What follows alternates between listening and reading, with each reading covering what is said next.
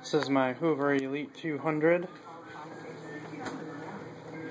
It's got, from what I was told, a commercial brush roll in it, because the brush roll that was in it was really in bad shape and the bristles were all worn down. So I went to the vacuum store and got a new brush roll, and that's what they told me they used. I'll even give you a look at it.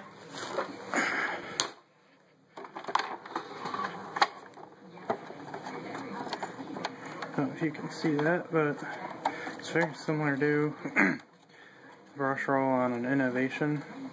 We're kind of close to that style, if I could get it close to anything. It is 5 amps, and it was made in 1989. So I believe this is one of the first Elites.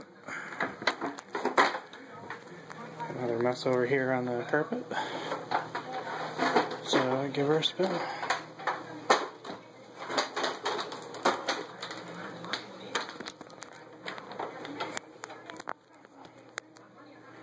Oops, sorry about that.